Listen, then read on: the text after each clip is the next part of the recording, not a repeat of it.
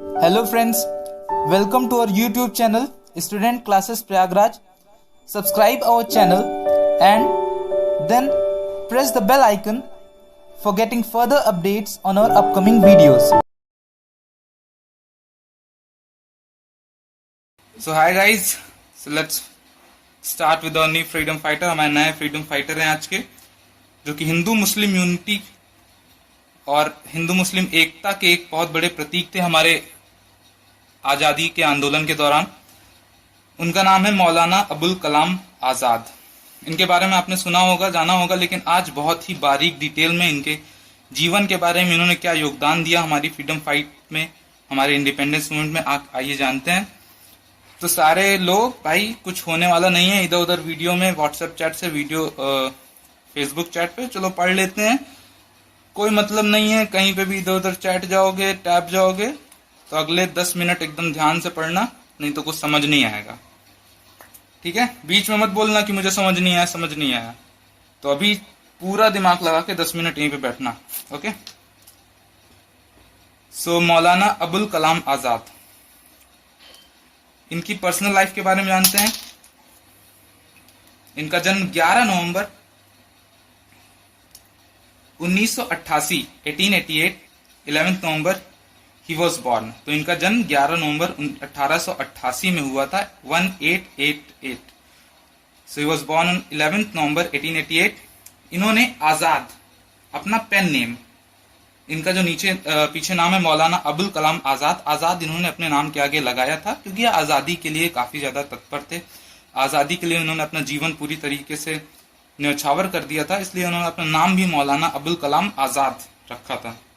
ये पेशे से जर्नलिस्ट थे और जर्नलिज्म के दौरान ही ये ब्रिटिश एम्पायर के काफी ज्यादा क्रिटिक थे, काफी ज्यादा इन्होंने उसके बारे में लिखते थे, ब्रिटिश की जो कमियां हैं, क्या नुकसान है भारत के लिए ब्रिटिश एम्पायर के, अंग्रेजी शासन के क्या नुकसान है, उसके बारे में ये पूरा अपना ब्यौरा देते थे अपने जर्नलिज्म से, और कलम के द्वारा ये एक क्रांति की शुरुआत कर रहे थे।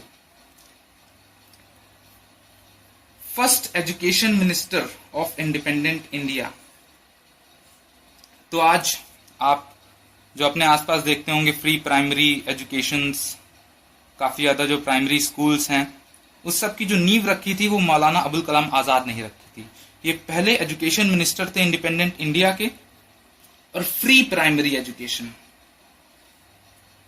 जो निशुल्क प्राइमरी एजुकेशन की जो शुरुआत है, हमारे डायरेक्टिव प्रिंसिपल्स में भी प्राइमरी एजुकेशन और हमारे फंडामेंटल राइट्स में भी प्राइमरी एजुकेशन की बात की गई है, वो मौलाना अबुल कलाम आजाद उसके एक प्रोपगेटर थे। उसको उन्होंने भारत की पॉलिसीज में लाने के लिए एक शुरुआत की थी। आइडियोलॉजी के बारे में जानते हैं इनकी, ये गांधी के नॉन वायलेंस सिविल डिसोबीडियंस के सपोर्टर थे। So he was a supporter of Gandhi's non-violent civil disobedience. हिंदू मुस्लिम एकता के प्रोपगेटर थे। इन्होंने ये भी कहा था कि अगर आज कोई फरिश्ता आकर कुतुब मीनार की दीवार से बोले कि अगले दिन तुम्हें आजादी मिल जाएगी बशर्ते हिंदू मुस्लिम एक दूसरे के विरोध में आ जाएं, तो मैं उससे कहूंगा कि यार फरिश्ते जा तू, आजादी मुझे बाद में चाहिए। हिंदू मुस्लिम एकता आजादी से बड़ी है। आजादी हमें हिंदू मुस्लिम एकता और हिंदू मुस्लिम को आपस में लड़ा के नहीं चाहिए। हिंदू मुस्लिम एक साथ में रहें और तब आजादी मिले, तब उस आजादी का कोई मतलब है, तब उस आजादी से हमें कोई फायदा है। इसलिए सेक्युलरिज्म, धर्म निरपेक्षता के एक आइडियल थे, धर्म निरपेक्षता के एक प्रोपगेटर थे। समाजवाद, सोशलिज्म इनकी विचारधारा का एक महत्वपूर्ण अंग था, और उस समाजवाद का ही एक एग्जाम्पल हमें देखने को मिलता है फ्री प्राइमरी एजुकेशन में। समाजवाद मतलब जो भी जरूरी चीजें हैं वो सरकार आपको उपलब्ध कराएगी, आपकी खरीदने की क्षमता पर वो आधारित नहीं हो कि आपको क्या, आपकी जरूरतें क्या होनी चाहिए। यही समाजवाद का मुख्य आइडिया है। और समाजवाद के मुख्य आइडिया में फ्री प्राइमरी एजुकेशन, क्योंकि एजुकेशन सबकी एक फंडामेंटल राइट है। तो वो सबको फ्री में मिलना चाहिए। तो समाजवाद से ही रिलेटेड है free primary education. Then let's talk about the political work and agitation of Maulana Abul Kalam Azad. खिलाफत मूवमेंट 1919 में जो 1919-20 में जो खिलाफत मूवमेंट हुआ था, उसी के दौरान ये गांधी जी के कांटेक्ट में आए थे। खिलाफत मूवमेंट को गांधी जी ने एक बहुत ही अच्छे तरीके से उपयोग किया था भारत में हिंदू मुस्लिम को अंग्रेजों के खिलाफ एकजुट करने में, और मौलाना अबुल कलाम आजाद खिलाफत मूवमेंट के एक बहुत ही इंपॉर्टेंट लीडर थे, और महात्मा गांधी के साथ इनका कांटेक्ट खिलाफत मूवमेंट के दौरान ही हुआ था। और रॉलेट एक्ट के अगेंस्ट नॉन कॉपरेशन असहयोग आंदोलन को तेज करने में, असहयोग आंदोलन की लहर लाने में इन्होंने काम किया था।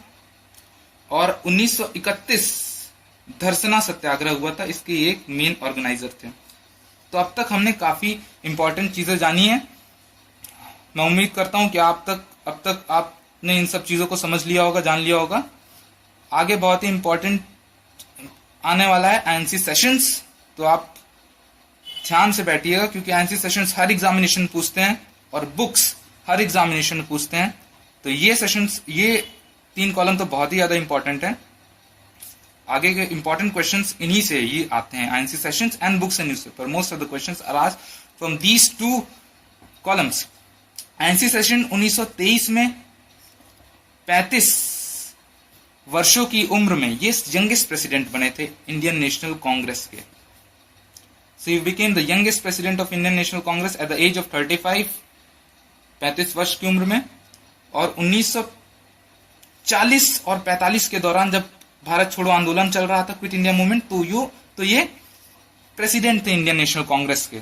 तो 2 इंपॉर्टेंट चीजें। सबसे प्रथम बात तो ये है कि ये यंगेस्ट प्रेसिडेंट थे इंडियन नेशनल कांग्रेस के। अगर कहीं भी पूछता है कोई भी कि who was the youngest president of Indian National Congress, कहीं भी चाय पीते पीते अगर आपसे किसी ने पूछ लिया, तो आप चाय पीते पीते ही जवाब देना कि इंडियन नेशनल कांग्रेस का यंगेस्ट प्रेसिडेंट था मौलाना अबुल कलाम आजाद। वैसे ये मजाक था, क्योंकि चाय पीते पीते कोई ये सब फालतू सवाल नहीं पूछता है। अल हिलाल न्यूज़पेपर इनकी बुक का नाम था, इनकी न्यूज़पेपर का नाम था, सॉरी। ये एक उर्दू में न्यूज़पेपर था। आप यहां पे गलती कर सकते हैं, आपको लगा अल हिलाल न्यूज़पेपर, तो बहुत लोग कहेंगे कि अरे ज्यादा जिन्होंने दिमाग लगा लिया। अगर आपने ज्यादा दिमाग नहीं लगाया तो आप समझ जाएंगे कि उर्दू में है, लेकिन ज्यादा दिमाग, कुछ लोगों के पास ज्यादा दिमाग होता है ना, तो लोग ज्यादा दिमाग लगा लेंगे तो उन्हें लगेगा कि इंग्लिश में है, तो ये बिल्कुल गलत है। It was a Urdu newspaper और ये वीकली था, हर वीक में एक बार आता था। और अदर्स इनके बारे में कुछ इंपॉर्टेंट इंफॉर्मेशन। जामिया मिलिया इस्लामिया एक कॉलेज है, अलीगढ़ में स्टैब्लिश हुआ था सबसे पहले ये। उसकी फाउंडेशन इन्होंने रखी थी, उसकी नींव रखी थी इन्होंने। बाद में इसका कैंपस शिफ्ट कर दिया गया था दिल्ली में। So first it was founded in Aligarh, उसके बाद इसका कैंपस शिफ्ट हुआ था 1934 में दिल्ली में।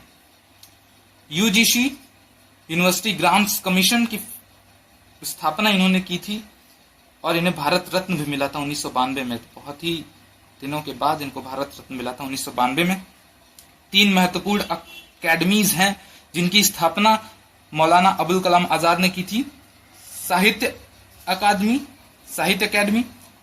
ललित कला अकेडमी और संगीत नाटक academy. So 3 academies were founded by मौलाना अबुल कलाम आजाद। तो जल्दी से 3-4 अपने इसको रिवाइज भी कर लेते हैं। सबसे पहले इन्होंने आजाद अपना पेन नेम रखा था। ये एक पेशे से जर्नलिस्ट थे। First education minister of independent India, non violent civil disobedience और हिंदू मुस्लिम एकता के आइडियल थे। सेक्युलरिज्म और समाजवाद दोनों इनकी विचारधारा का महत्वपूर्ण अंग था। फ्री प्राइमरी एजुकेशन, खिलाफत मूवमेंट के इंपॉर्टेंट लीडर थे ये। इन्होंने नॉन कॉपरेशन रॉलेट एक्ट के अगेंस्ट ऑर्गेनाइज की थी। धरसना सत्याग्रह के मेन ऑर्गेनाइजर थे। आईएनसी सेशन 1923 में 35 वर्ष की उम्र में यंगेस्ट प्रेसिडेंट बने थे इंडियन नेशनल कांग्रेस के। 1940 से 45 के दौरान क्विट इंडिया मूवमेंट इन्होंने ऑर्गेनाइज की थी। अल हिलाल इनका उर्दू न्यूज़पेपर था। साहित्य अकेडमी, ललित कला अकेडमी और संगीत नाटक अकेडमी इन्होंने किया था। इन्हें भारत रत्न 1992 में मिला था। इन्होंने इनका जामिया मिलिया इस्लामिया कॉलेज अलीगढ़ में इन्होंने फाउंड किया था। और 3 अकेडमी, साहित्य अकेडमी, ललित कला अकेडमी, संगीत नाटक अकेडमी।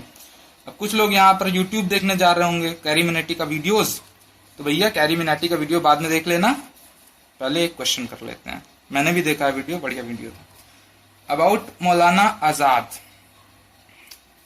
क्वेश्चन, उनका newspaper, what is his newspaper? Al Hilal was a English weekly, तो ये सही है कि नहीं? Second, he became youngest president of INC, दोनों में क्या सही है तुरंत बताओ, पलक झपकते ही। सरदार पटेल के बारे में रिवीजन क्वेश्चन है, और सरदार पटेल के बारे में नहीं जानते हैं तो तुरंत जाके प्लेलिस्ट खोलो, ठीक है? यहां पे रहने का कोई मतलब नहीं, पहले जाओ प्लेलिस्ट खोलो। खोल लिया? अब इस क्वेश्चन को देख लो। He was the founder of modern All India Services. Second, his birth anniversary celebrated as National Unity Day. ये मॉडर्न ऑल इंडिया सर्विसेज के फाउंडर थे और इनकी birth anniversary national unity day, राष्ट्रीय एकता दिवस के नाम के तौर पे मनाई जाती है। तो इसमें क्या सही है? अगर देख लिया होगा तो तुरंत जान गए होगे, नहीं देखा होगा और हीरो बन रहे होगे कि हमको तो सब आता है, तुमसे ये सवाल नहीं हो पाएगा और एग्जाम में भी नहीं हो पाएगा, ठीक है? अब आते हैं पिछले क्लास के सवाल के बारे में। अब लोग कहेंगे पिछली क्लास कौन सी थी?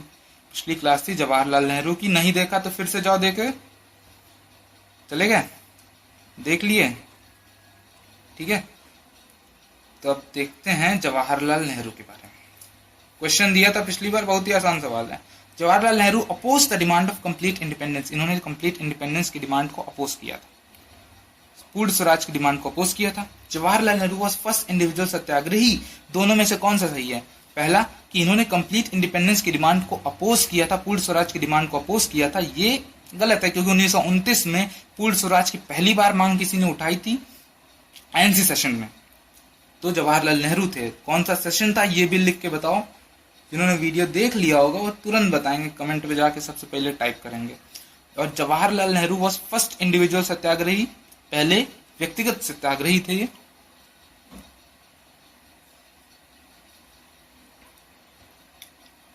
ये स्टेटमेंट गलत है। क्यों गलत है? क्योंकि विनोबा भावे थे पहले व्यक्तिगत सत्याग्रही। अब बात करते हैं, रिवीजन क्वेश्चन था पिछली बार का, लाला लाजपत राय किस ऑर्गेनाइजेशन से रिलेटेड है? Home rule league of America कब बनी थी? तुरंत बताओ बेटा कमेंट बॉक्स में, ऐसे नहीं चल पाएगा काम। सुरेंद्र नाथ बनर्जी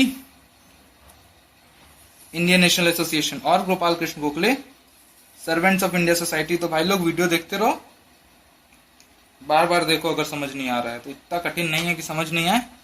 सो स्टे ट्यून्ड, आगे बहुत ही बढ़िया बढ़िया वीडियो आएंगे। अब कमेंट करके बताओ, दो इंपॉर्टेंट लीडर्स, बहुत ही इंपॉर्टेंट लीडर्स बाकी हैं, कौन से हैं उनके बारे में अगला वीडियोस आएंगे। So thank you.